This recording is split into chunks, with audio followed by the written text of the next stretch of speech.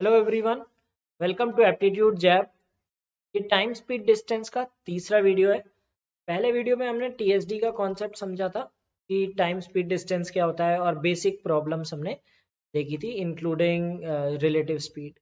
दूसरे पार्ट में हमने ट्रेन्स के कॉन्सेप्ट देखे थे और ये थर्ड है, इसमें हम बोट्स के बारे में देखेंगे और इसके अलावा एस्केलेटर के प्रॉब्लम्स देखेंगे कि इन्हें किस तरह से किया जाता है।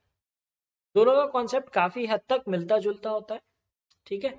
और जैसा कि मैंने बताया कि हमें ये टीएसडी वाला फ्रेमवर्क हर जगह यूज करना होता है और इसमें भी हम वही यूज करेंगे, ठीक है। अब बोट्स और स्ट्रीम्स की बात करते हैं। तो बोट क्या होता है कि अगर मान लो आपकी ये बोट है, ठीक है, ये बोट चल रही है, इसकी स्पीड v है और यहाँ पे रिवर बह रही है जिसे स्ट्रीम कहते हैं या फिर रिवर कह सकते हैं, स्ट्रीम कह सकते हैं। स्पीड ऑफ करंट भी कहीं पे लिखा होगा कि कुछ भी अगर लिखा है तो पानी का जो बहाव है वो s है, ठीक है। तो अगर हम दोनों साथ में चल रहे हैं तो ये पानी जो होगा ये बोट को स्पीड देगा। तो क्या होगा, जो स्पीड होगी वो आपकी बोट प्लस स्ट्रीम की स्पीड हो जाएगी। इस स्पीड को हम कहते हैं डाउन स्ट्रीम स्पीड, यानी कि धारा के साथ जब जाते हैं। मान लीजिए अगर हम उल्टे डायरेक्शन में चल रहे हैं, जैसे बोट ये चल रही है और पानी यहाँ से बह रहा है, ठीक है। तो इसमें क्या होगा कि जो पानी का फोर्स होगा वो स्पीड को कम कर देगा। तो ऐसे एक सिचुएशन को हम अपस्ट्रीम कहते हैं और स्पीड हो जाती है बोट माइनस स्ट्रीम, ठीक है। अब इसे आपको जोड़ दोगे तो आप क्या आ जाएगा, down plus up is 2b, यानी कि b की वैल्यू आ जाएगी हमारी b प्लस यू बाय, ठीक है। और इसी तरह से अगर हम इस इक्वेशन को यहाँ पे सब्ट्रैक्ट कर देते तो हमारे पास आ जाता d minus u is equal to 2s। तो s की वैल्यू आ जाएगी d माइनस यू बाय 2। तो ये चार तरह की स्पीड होती है, डाउन स्ट्रीम, अपस्ट्रीम, बोट, ठीक है, जो स्पीड इन स्टिल वाटर भी कह सकते हैं, और फ्लो रेट। तो चार तरह की स्पीड होती है। तो यहाँ पे एक फ्रेमवर्क बनता है डब्स, आप इसे इस तरह से याद रख सकते, डब्स, ठीक है। तो ये चार आपको स्पीड पता होनी चाहिए। दो आपको स्पीड दी होंगी, बाकी दो आपको निकालनी है। सपोज अपस्ट्रीम स्पीड दी है 6 और बोट की स्पीड दी है 8। तो आपको पता है कि बोट माइनस स्ट्रीम होगी अपस्ट्रीम, तो ये 2 हो जाएगी। 8 प्लस 2 10 आपकी डाउन स्ट्रीम हो जाएगी। तो इस तरह से हम चारों स्पीड निकाल सकते हैं। कोई भी दो स्पीड दी हो, बाकी दो स्पीड आपको निकालनी पड़ेगी, ठीक है। चलिए इसके प्रॉब्लम देखते हैं। A man swimming in a stream which flows 1.5 kilometer per hour. In a given time, he can swim twice the distance with the stream as he can against it. At what rate is he swimming? एक आदमी पानी में तैर रहा है, ठीक है। जो पानी की स्ट्रीम है, पानी का फोर्स जो है वो 1.5 है, ठीक है। तो अब जो उसकी डाउन स्ट्रीम स्पीड होगी, तो आदमी की स्पीड मान लो m है, मैन की स्पीड m है। तो अगर डाउन स्ट्रीम जाएगा तो उसकी स्पीड हो जाएगी m प्लस 1.5, और अगर अप स्ट्रीम आएगा तो उसकी स्पीड घट जाएगी क्योंकि पानी 1.5 किलोमीटर की स्पीड से बह रहा है, ठीक है। अब ये कह रहा है कि अगर कुछ एक टाइम दिया है उसमें डिस्टेंस दुगना तय करेगा, ठीक है। और हमें पता है कि distance is directly proportional to speed. अगर टाइम सेम है तो डिस्टेंस डायरेक्टली प्रोपोर्शनल होगा स्पीड के। अगर डिस्टेंस दुगना है, यहाँ पे डिस्टेंस दुगना है तो स्पीड भी दुगनी हो जानी चाहिए। तो मतलब हमारी डाउन स्ट्रीम स्पीड है जो m प्लस 1.5 है, वो 2 टाइम्स हो जाएगी m माइनस 1.5 के, क्योंकि टाइम सेम है, ठीक है। अगर आप इस तरह से देखो टीएसडी फ्रेमवर्क में भी देखो तो टाइम हमारा सेम है, t है, ठीक है।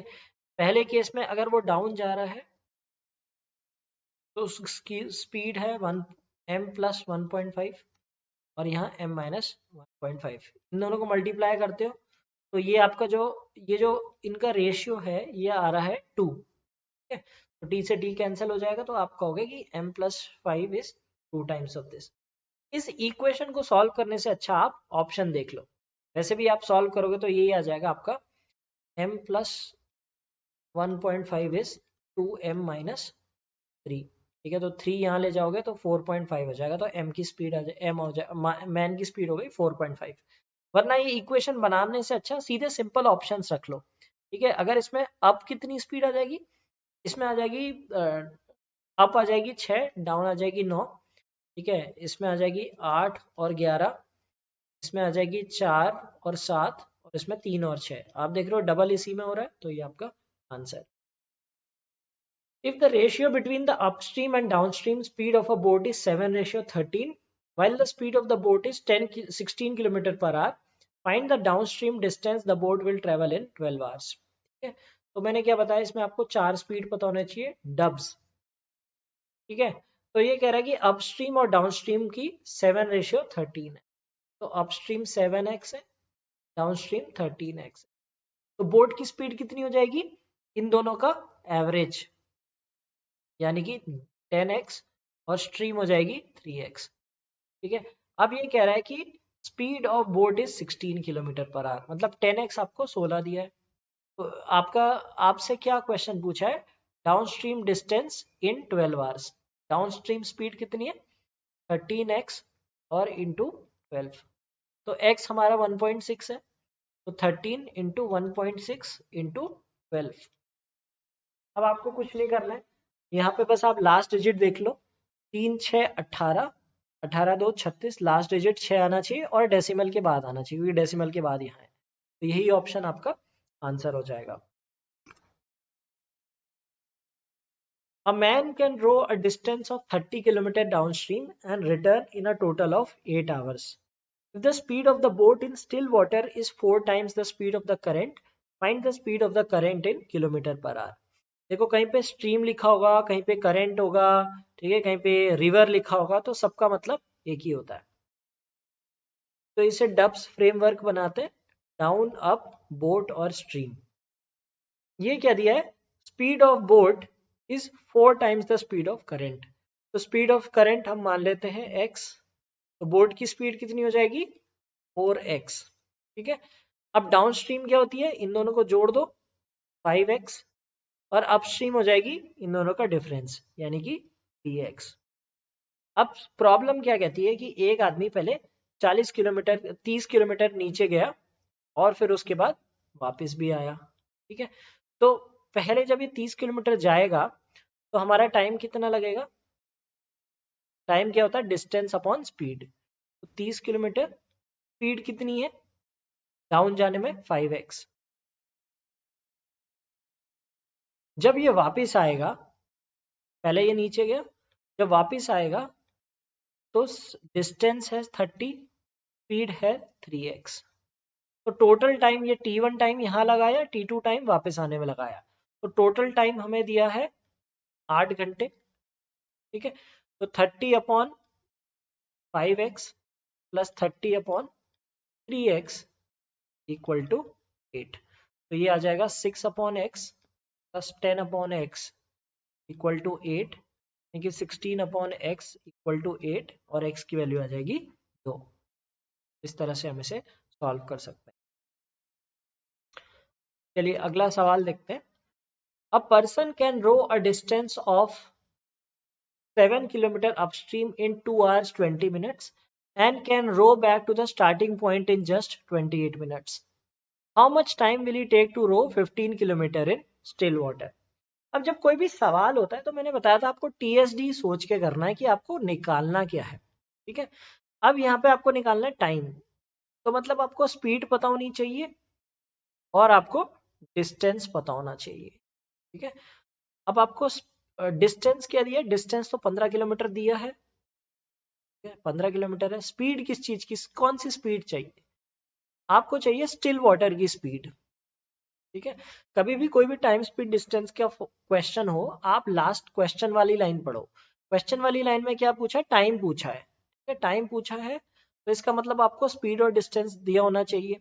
डिस्टेंस आपको दिख रहा है 15 किलोमीटर, स्पीड नहीं मिल रही, तो स्पीड के लिए आपको इसे सॉल्व करना पड़ेगा इस पोर्शन को। ठीक है, तो हम कैसे निकालेंगे, वही डब्स रखते हैं, डाउन अप बोट और स्ट्रीम।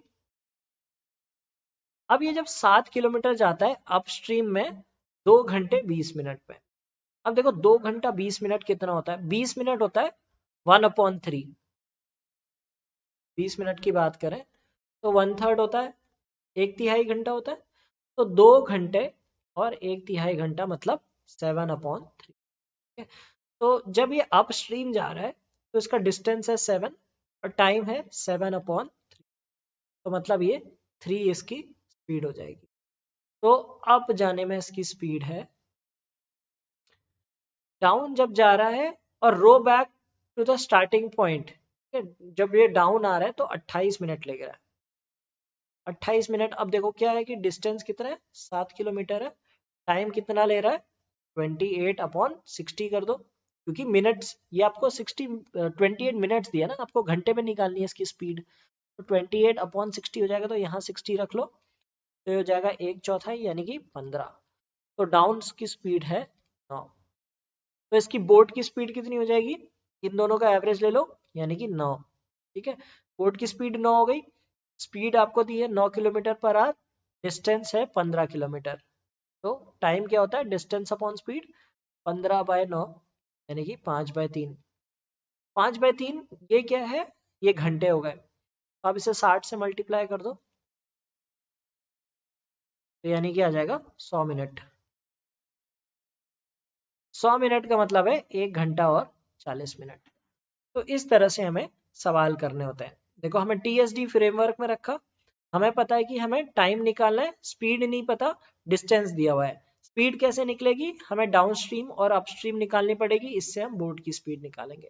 डाउन स्ट्रीम दी है, अपस्ट्रीम दी है, तो बस एक तो कन्वर्जन अच्छे से आना चाहिए कि कहाँ पे मिनट्स में है, मिनट्स को आवर्स में कैसे कन्वर्ट करना है, ये सब आना चाहिए। किलोमीटर पर आवर, मीटर पर सेकेंड, ये सब ये हमने पहले डिस्कस किया हुआ है कि कैसे कन्वर्ट करते हैं। ठीक है, तो हमने यहाँ पे क्या किया, 28 मिनट को हमने घंटे पे कन्वर्ट कर दिया। चलिए अब नेक्स्ट सवाल देखते हैं।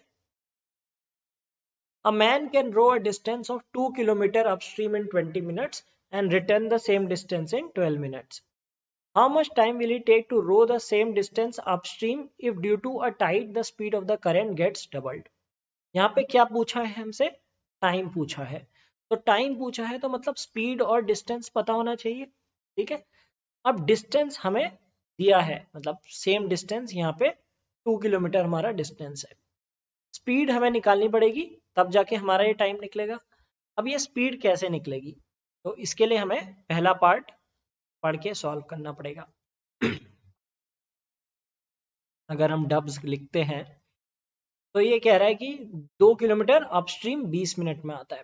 तो डिस्टेंस है 2 किलोमीटर, टाइम है 20 मिनट, और इसे घंटे में कन्वर्ट करना है, तो 20/60 यानी कि 2 इंटू T/T, क्या आ जाएगा 6 आ गया आपका अपस्ट्रीम।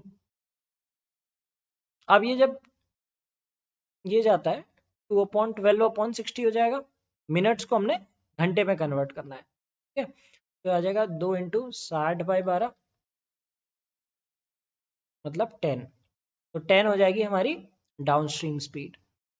तो हमारी बोट की स्पीड कितनी हो गई, बोट की स्पीड हो गई 8 एवरेज, और स्ट्रीम की स्पीड हो गई 2। अब क्वेश्चन क्या कहता है कि इसे अपस्ट्रीम जाना है, अब due to tide the speed of the current gets doubled.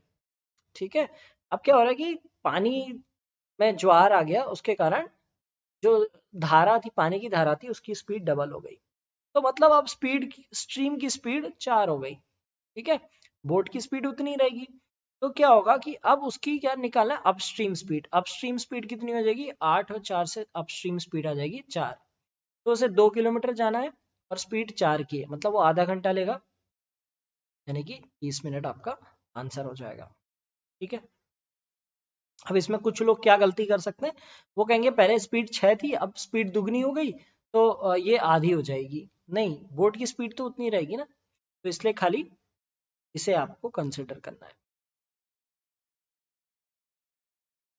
अब ये है एस्केलेटर का क्वेश्चन। एस्केलेटर भी बोट की तरह से, ठीक है। अब इसमें क्या होता है, इसमें बोट और स्ट्रीम होती है। ठीक है, इसमें मैन और एस्केलेटर हो जाता है। ठीक है, मैन या पर्सन, मैन से अच्छा पर्सन कहना चाहिए। ठीक है, पर्सन प्लस एस्केलेटर। बोट की जगह यहाँ पे पर्सन आ जाता है और स्ट्रीम की जगह एस्केलेटर आ जाता है। तो इसमें क्या होता है, जैसे मान लो अगर कोई ऊपर चढ़ रहा है, ठीक है, ये मान लो एक आदमी है वो ऊपर जा रहा है और एस्केलेटर भी ऊपर जा रही है। ठीक है, तो पर्सन की स्पीड अगर p है और एस्केलेटर की स्पीड e है, तो दोनों की स्पीड हो जाएगी p + e। सपोज एस्केलेटर ऊपर जा रही है और पर्सन नीचे आ रहा है, ठीक है, तो क्या हो जाएगा, ऑपोजिट साइड में स्पीड होगी तो p माइनस ई स्पीड हो जाएगी, ठीक है। चलिए सवाल देखते हैं इसके कुछ। Mukesh takes 60 seconds to move up an escalator which is moving downward. अब जब जो एस्केलेटर नीचे आ रही है, ठीक है, और मुकेश क्या कर रहा है, मुकेश ऊपर जा रहा है, मुकेश इसे कितना समय में कवर कर रहा है, 60 सेकेंड्स में, ठीक है। And he takes 20 seconds to move down the same escalator. अगर एस्केलेटर नीचे जा रही थी और मुकेश भी नीचे जा रहा था तो वो 20 सेकेंड लेता है, ठीक है। अब इसे क्या करना है, हमें टीएसडी फ्रेमवर्क में रख देना है, ठीक है। और यहाँ पे डिस्टेंस क्या होता है, देखो मैंने आपको बताया था टीएसडी में हर बार मतलब इनकी स्पीड चेंज हो सकती है, ठीक है। यहाँ पे देखो टाइम तो टाइम ही रहता है, एस होता है यहाँ पे रिलेटिव स्पीड,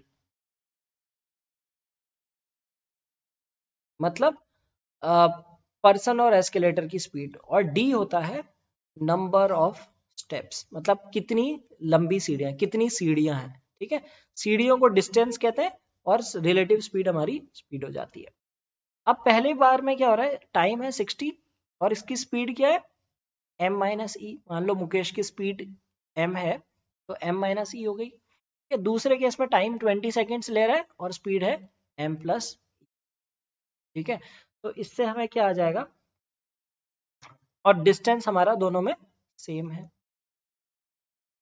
इसको अगर हम सॉल्व करेंगे तो आ जाएगा 60m minus 60e equals 20m plus 20e,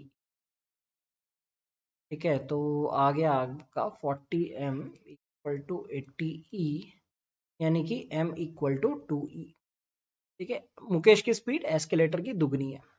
तो यहाँ पे कितना आ गया, टोटल डिस्टेंस कितना आ गया, यहाँ पे m अगर आप 2e रख दोगे तो डिस्टेंस आ जाएगा आपका 60e, ठीक है। डिस्टेंस हमारा 60 हो गया। अब वही टीएसडी में देखो, अब हमें डिस्टेंस पता है कि हमारा डिस्टेंस है 60e, स्पीड कितनी है, when escalator is switched off, जब एस्केलेटर नहीं काम करेगी तो स्पीड हो जाएगी मुकेश की स्पीड, मुकेश की स्पीड है 2e, तो टाइम कितना हो जाएगा 60/2 यानी कि 30 सेकेंड, तो वो 30 सेकेंड में इसे कवर कर लेगा। कॉन्सेप्ट वही है, हर जगह टीएसडी रखना है, बस इनकी डेफिनेशन चेंज हो जाती है। यहाँ पे एस हो जाता है रिलेटिव स्पीड, डी हो जाता है नंबर ऑफ स्टेप्स, और उसी तरह से क्वेश्चन को सॉल्व करना है। चलिए नेक्स्ट सवाल देखते हैं। A can take 10 steps per second and B can take 7 steps per second. A starts climbing down an escalator that is moving upwards. At the same instant, B starts climbing up the same escalator. They meet after 5 seconds. If the escalator works at the rate of 4 steps per second, how many steps are there in the escalator? Okay. अब देखो A क्या कर रहा है, 10 steps पर second से जा रहा है और नीचे आ रहा है, ठीक है, और एस्केलेटर ऊपर जा रहा है, एस्केलेटर ऊपर जा रहा है, ठीक है। ए नीचे आ रहा है एंड बी ऊपर जा रहा है, ठीक है। एस्केलेटर की स्पीड कितनी है, 4 हो गई, ये दी हुई है यहाँ पे। ए की स्पीड कितनी हो गई, 10 हो गई, और बी की स्पीड 7 है। तो ए की जो इफेक्टिव स्पीड है, जो ए की मतलब एक्चुअल, ये तो उसकी एक्चुअल स्पीड है, वो 10 स्टेप्स नीचे आ रहा है, पर एस्केलेटर 4 भी तो जा रहा है, तो ए की स्पीड हो जाएगी 6, बी 7 की स्पीड से ऊपर चढ़ रहा है और 4 की स्पीड उससे मिल रही है एस्केलेटर से, तो 11 हो गई, ठीक है। अब ये दोनों एक दूसरे की तरफ आ रहे हैं, तो जब दो लोग एक दूसरे की तरफ आते हैं तो रिलेटिव स्पीड क्या हो जाती है, इसकी 11 इसकी 6 है, तो रिलेटिव स्पीड हो गई 17, ठीक है। स्पीड है आपकी 17, दे मीट आफ्टर 5 सेकेंड्स, ठीक है, टाइम हो गया आपका 5, तो डिस्टेंस कितना हो जाएगा, स्पीड इनटू टाइम यानी कि 85, तो कितने स्टेप्स हो जाएंगे, 85 स्टेप्स। देखो यहाँ पे डिस्टेंस, देखो time speed distance same concept है, डेफिनेशन चेंज हो जाती है। यहाँ पे स्पीड क्या हो जाती है, कितने आप स्टेप्स चढ़ रहे हो पर मिनट पर सेकेंड, और डिस्टेंस क्या हो जाता है, नंबर ऑफ स्टेप्स, तो स्टेप्स आ गए। Avi takes 60 seconds on an escalator which is moving down when he walks down, but takes 40 seconds when he runs down, ठीक है।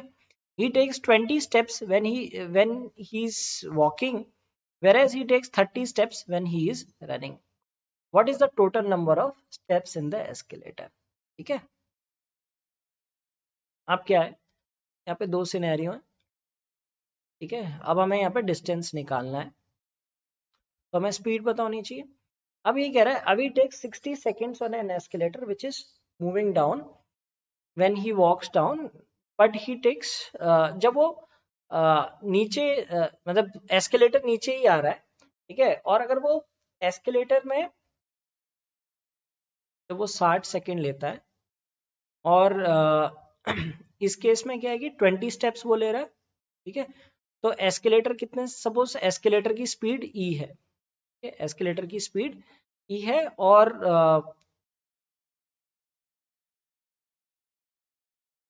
तो एस्केलेटर की अगर स्पीड ई है तो 60 सेकेंड्स में एस्केलेटर कवर कर लेगा 60 ई, ठीक है। और ये 20 स्टेप्स भी जा रहा है, देखो अभी take 60 seconds which is moving now, अभी नीचे आ रहा है और एस्केलेटर भी नीचे आ रहा है, ठीक है। तो जब अभी नीचे आ रहा है तो एस्केलेटर 60 सेकेंड में 60 ई आ जाएगा, तो यहाँ पे हमने एस्केलेटर की स्पीड ई मान ली,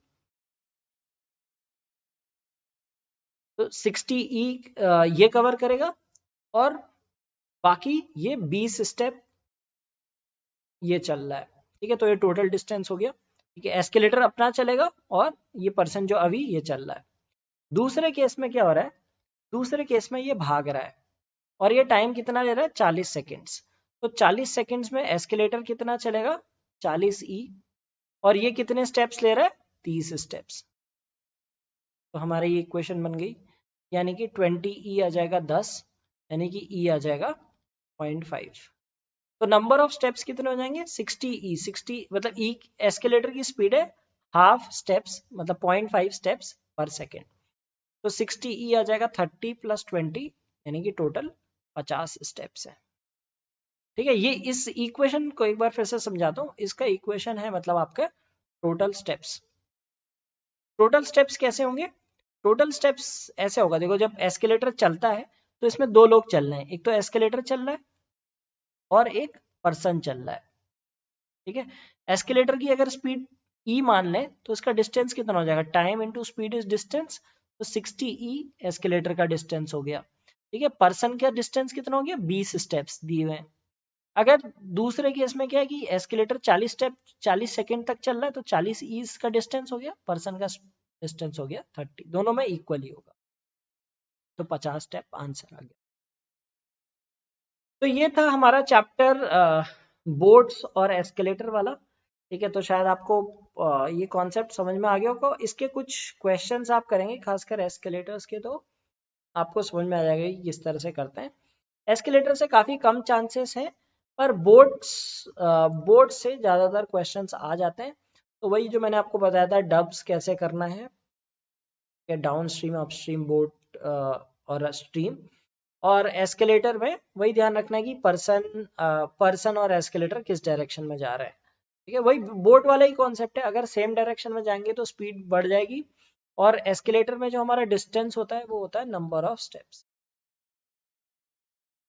ये चीज़ हमें ध्यान रखनी है, बाकी वही कॉन्सेप्ट है, TSD हर जगह लगता है। तो ये हमारा चैप्टर था बोर्ड्स एंड एस्केलेटर पे। और अब जो हमारा पार्ट 4 आएगा, पार्ट 4 में हम देखेंगे रेस के बारे में, जो सर्कुलर और लीनियर रेसेस होती है, वो हम पार्ट 4 में देखेंगे, तो वो भी आप जरूर देखिएगा।